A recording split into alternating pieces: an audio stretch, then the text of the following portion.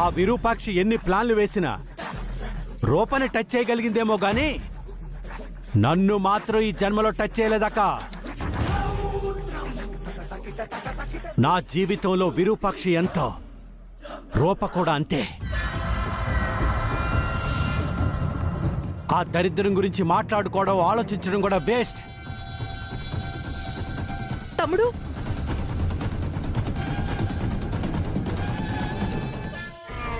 విరూపాక్షి ఎప్పుడు కోమాలోనే ఉండేది.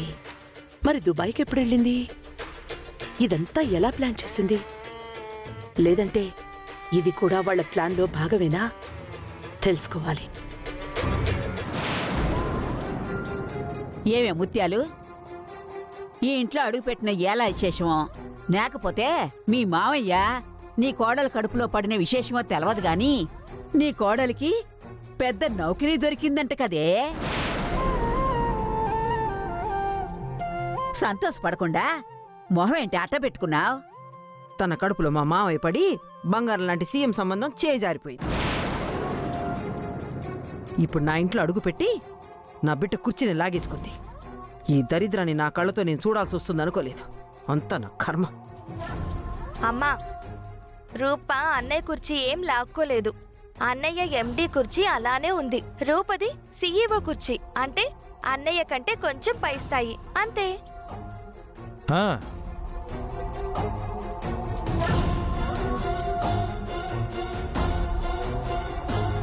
ఇంకా ఎన్నెన్ని దరిద్రాలు చూడాల్సి వస్తుందో ఏమో.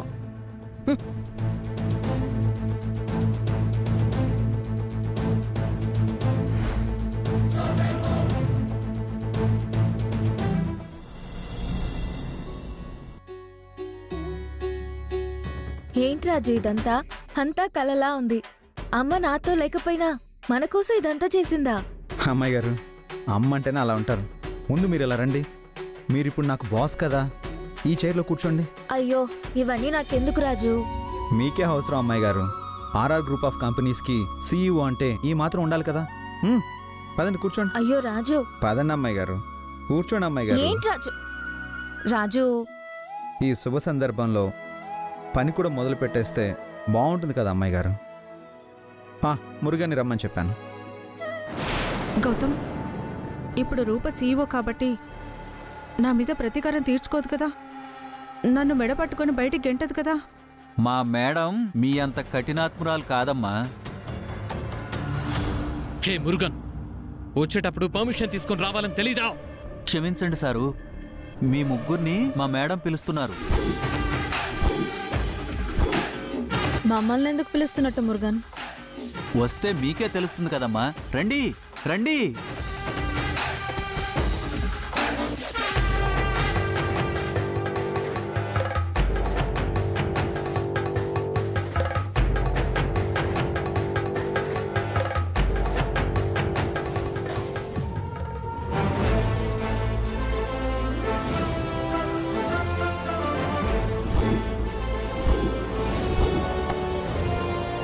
గౌతమ్ అండ్ శ్వేత, పార్ట్నర్స్ అంటే ఆఫీస్కి స్టైల్గా వచ్చి క్యాబిన్లో కూర్చుని ఎంప్లాయీస్ మీద పెత్తనం చేయడం కాదు.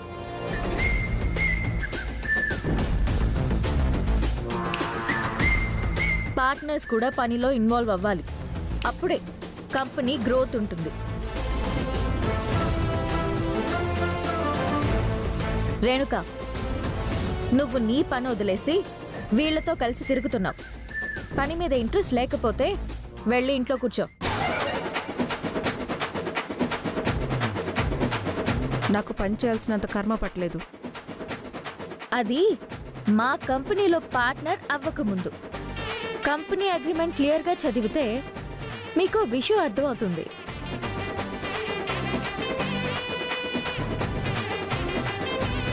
కంపెనీ గ్రోత్కి ఉపయోగపడని పార్ట్నర్స్ని ఈ కంపెనీ కొనసాగించదు. సో మీరు పార్ట్నర్స్గా కొనసాగించాలంటే ఒళ్ళు ఉంచి పనిచేయక తప్పదు. లేదంటే మీ పార్ట్నర్షిప్ని క్యాన్సిల్ చేసుకోండి.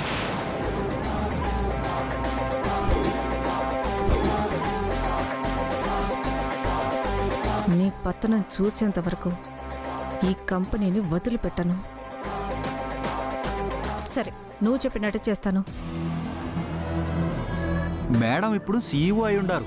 నువ్వు అనకుండా మీరు అనడం మర్యాద. కరెక్ట్గా చెప్పావు మురుగన్. సీఎం కూతురైనా ఇక్కడ మా సీఈఓ కింద స్థాయి. So give respect and take respect. Miss Shweta. సరే రూప గారు, రేపటి నుంచి మీరు చెప్పినట్టే చేస్తాం. సారీ రేపటి నుంచి కాదు, ఇప్పటి నుంచే పని చేయాలి. ఇప్పుడు ఆల్రెడీ ఆఫీస్ టైం అయిపోయింది. ఓ, ఆఫీస్ టైం పెట్టింది ఎంప్లాయీస్కి మాత్రమే, మనకి కాదు. మనం 24 hours పని చెయ్యాల్సిందే.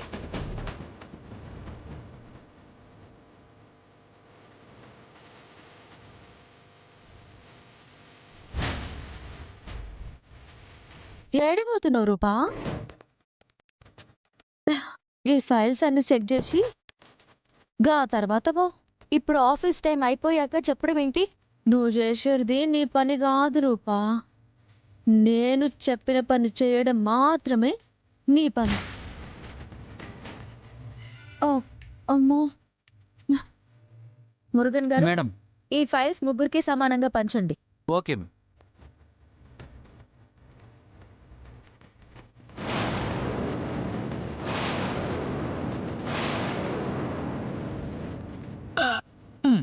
ఇదిగోండి సార్.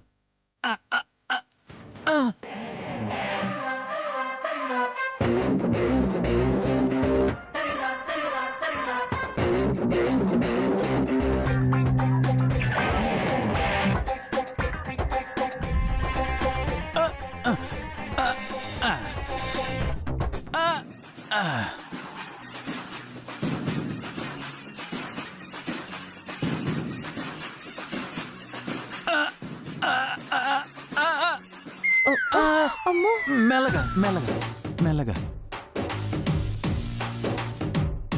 రాజు, ఆ ఫైల్స్ లో ఏ వర్క్ ఎవరెవరికో అని చెప్పు.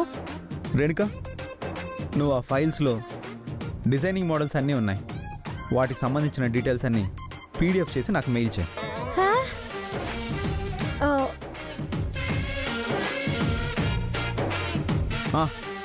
గౌతమ్, నీకు ఇచ్చిన ఫైల్స్లో నెక్స్ట్ మన కంపెనీ డిజైన్ చేయాల్సిన లిస్ట్ ఉంది.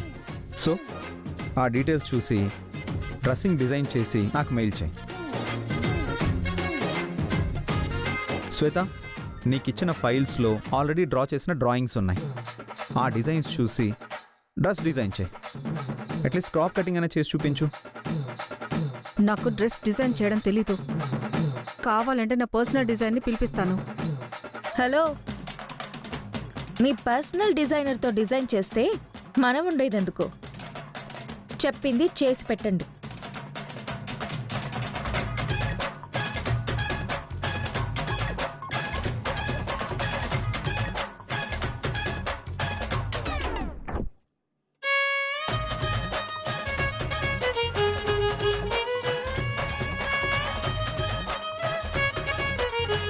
మురుగన్ గారు, వీళ్ళ ముగ్గురు చేత దగ్గరుండి పని చేయించండి.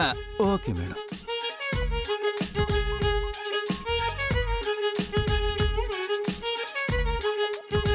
ఏంటి చూస్తున్నారు?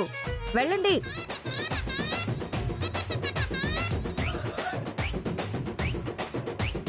వెళ్ళండి.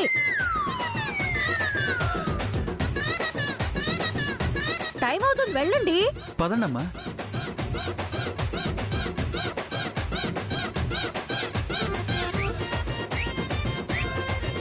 హలో రాజు, నీతో చిన్న మీటింగ్ ఉంది, నువ్వు ఇక్కడే ఉండు.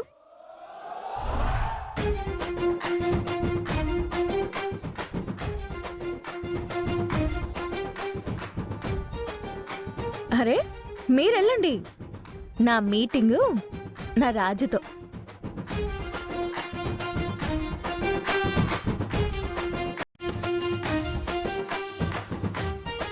వెళ్ళండి.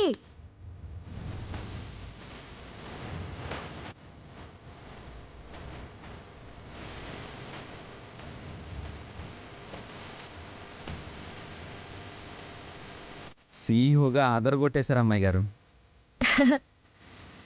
నువ్వు పక్కనున్నావనే ధైర్యంతోనే ఇలా చేయగలిగాను రాజు. రాజు, నువ్వు అక్కడి నుంచి లే. ఏమైంది అమ్మాయి గారు? లే చెప్తాను. అయ్యో లే, అక్కడ కూర్చో. లేదమ్మాయి గారు, నేను వేరే టేబుల్ వేయించుకుంటాను.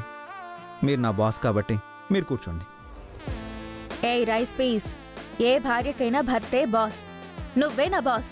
రా నువ్వు కూర్చో. అమ్మాయి గారు, రా చెప్తా కూర్చో. అమ్మాయి గారు వద్దు అమ్మాయి గారు. నువ్వు కూర్చో రాజు. అమ్మాయి గారు కూర్చో. నువ్వు ఇక్కడ, నేను నీ పక్కన.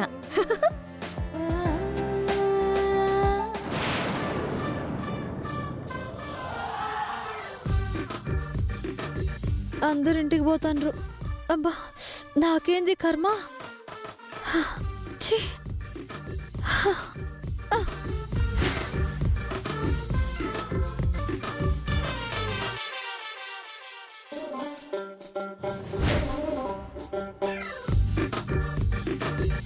ఛీ. ఈ పీపీటీ అంటే ఏంటో. ఎక్కడ ఆన్ చేయాలి?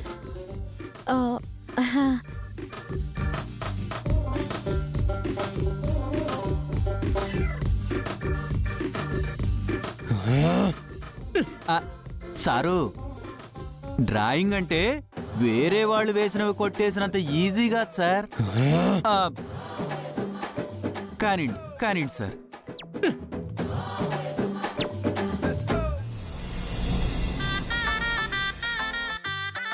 అయ్యో,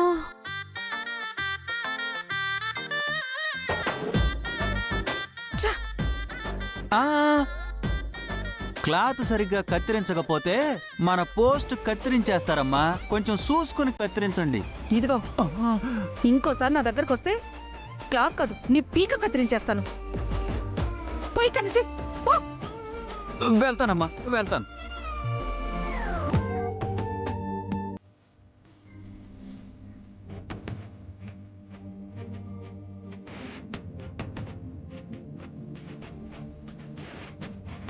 రాజు,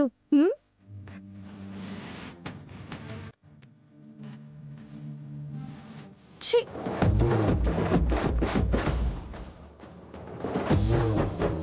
రేణుక, మా మీటింగ్ అయిపోయింది, మేము వెళ్ళిపోతున్నాం. మీ పని పూర్తవ్వగానే నేను మెయిల్ ఐడి చెప్తాను, దానికి మెయిల్ చేయి.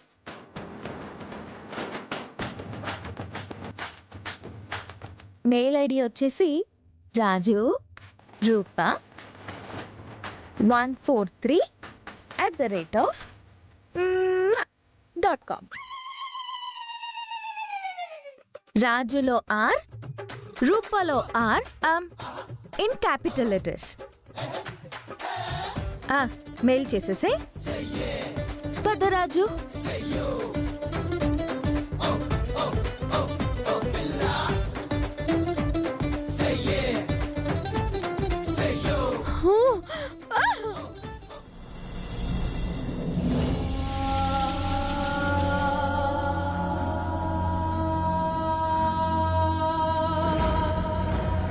మనం అనుకున్నట్టే ఆ శ్వేత సాయం చేసింది. తనకున్న అధికారాన్ని వాడుకొని నన్ను బయటికి తెచ్చింది. నువ్వు బయటికి రావడం శ్వేతకి చాలా అవసరం దీపక్. తన కోపాన్ని ఎలా చూపించాలో తెలియక తనకలాడిపోతోంది. నిన్ను పావుగా వాడుకోవచ్చని నిన్ను బయటికి తీసుకొచ్చింది. నన్నెవ్వరూ పావుగా వాడుకోలేరు మమ్మీ. నేను బయటికి రావడానికి శ్వేతని పావుగా వాడుకున్నాను. అయినా దీపక్, ఆ శ్వేతతో చాలా జాగ్రత్తగా ఉండాలి. తేడా వస్తే జీవితంలో బయటికి రాకుండా ముగించేస్తుంది. అన్నట్టు నువ్వు బయటికి రాగానే కాల్ చేయించమని చెప్పింది.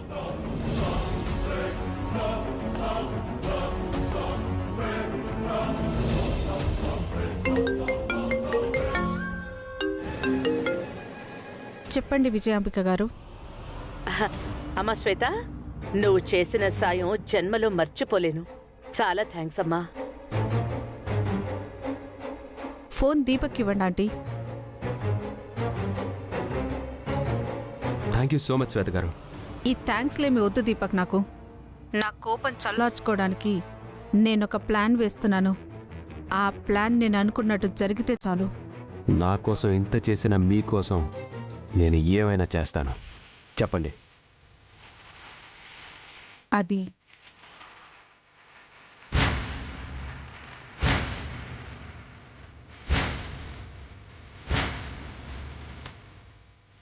అలాగే శ్వేత గారు. ఇంతకీ ప్లాన్ ఏ స్పాట్లో చేశారు? బోనాల జాతర. ఓకే శ్వేత గారు, బోనాల్లో కలుసుకుందాం. కలవకపోయినా పర్వాలేదు, ప్లాన్ సక్సెస్ అయితే చాలు. సరే, ఉంటాను.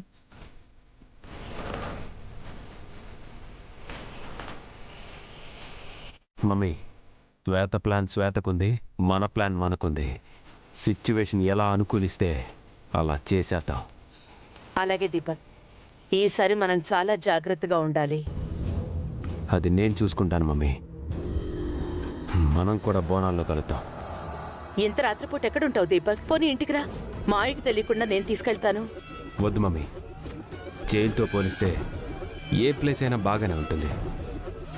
ఆ బోనాల దగ్గర పడుకుంటా. దీపక్, నీకు గతి పట్టించిన వాళ్ళని ఒక్కళ్ళని కూడా వదిలిపెట్టకూడదు. వదిలిపెట్టను మమ్మీ. ఇంతకీ మావయ్య బోనాలకు వస్తాడా? నేను తీసుకొస్తాను కదా.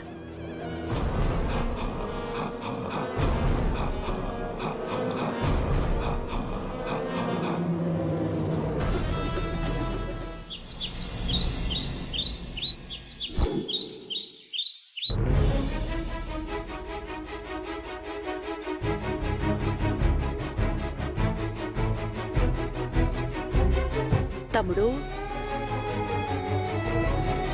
ఏమీ లేదు తమ్ముడు. నువ్వలా మూడీగా ఉంటే ఇంట్లో ఎవ్వరి మొహంలోనూ కళలేదు. ఇల్లంతా మనుషులున్నా బోసిగా ఉంది తమ్ముడు. ఇప్పుడు నన్నేం చేయమంటావు అక్క? నువ్వు కోపడినంటే ఒక మాట చెప్తాను తమ్ముడు. ఈ మధ్య మన టైం అస్సలు బాగోలేదు. ఒకటి పోతే ఒకటి మనని వెనక్కి లాగేస్తూనే ఉన్నాయి.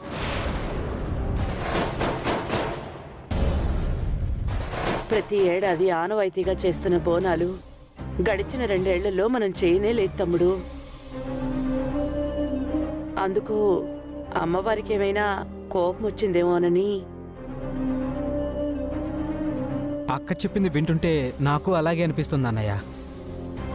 అమ్మవారి దగ్గరికి వెళ్ళి అంతా మంచే జరగాలని కోరుకుందాం తమ్ముడు. పెద్దయ్య ఒప్పుకుంటే ఈ విషయాన్ని రాజన్నకి, విరూపాక్ష అమ్మగారికి చెప్పాలి. ముగ్గురు ఒక చోట ఆనందంగా ఉన్నట్టుంటుంది. నీకిష్టం లేకపోతే వద్దులే తమ్ముడు. నాకిష్టం లేదక్క. నా జీవితంలో జరిగిన సంఘటనలు చూస్తుంటే దేవుడనేవాడు ఉన్నాడు, దేవుణ్ణి నమ్మాలి అనిపించట్లేదక్క.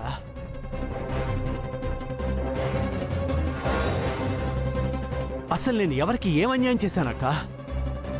ప్రజల్ని ఓటర్లా ఎప్పుడూ చూడలేదు. నా కుటుంబ సభ్యుల్లానే చూశాను.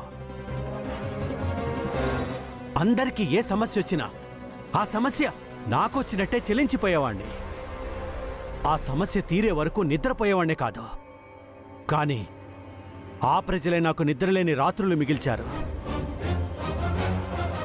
నమ్మిన పట్టుక ఆ రాజుగాన్ని చేరదీస్తే వాడు, ఆ విరూపాక్షితో చేతులు కలిపి వాళ్ళ నాన్న నా నమ్మకాన్ని వమ్ము చేశారు.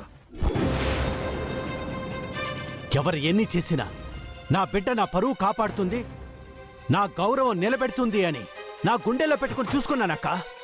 కానీ ఆ గుండెల మీద తన్ని నా పరువు తీసేసి నా ప్రాణం తీసేసేంత పని చేసింది.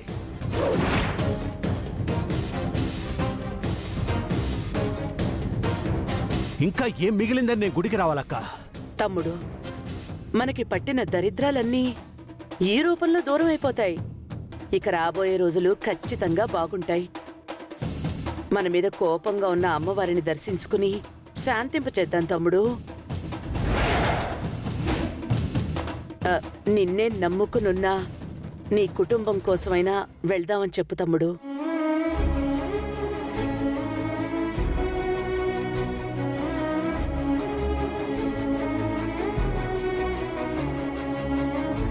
సరే అక్క, నా కోసం కాదు, మీ అందరి కోసం ఒప్పుకుంటున్నాను.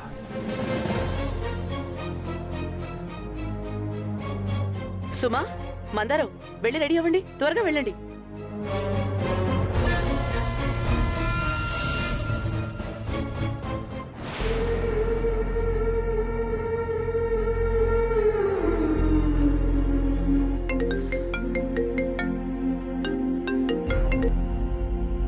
చెప్పు మందారం. రాజన్న, మేము పెద్దయ్య గారు అందరం కలిసి బోనాలకి గుడికి వెళ్తున్నాం. అమ్మాయి గారిని తీసుకుని మీరు కూడా రండి రాజన్న. సరే మందారం. ఓహో, ఇక్కడ సమాచారాన్నంతా అక్కడికి చేరవేసేది నువ్వా? మీ అమ్మాయి గారిని బోనాలకు పిలిపించినవా? చెప్తా.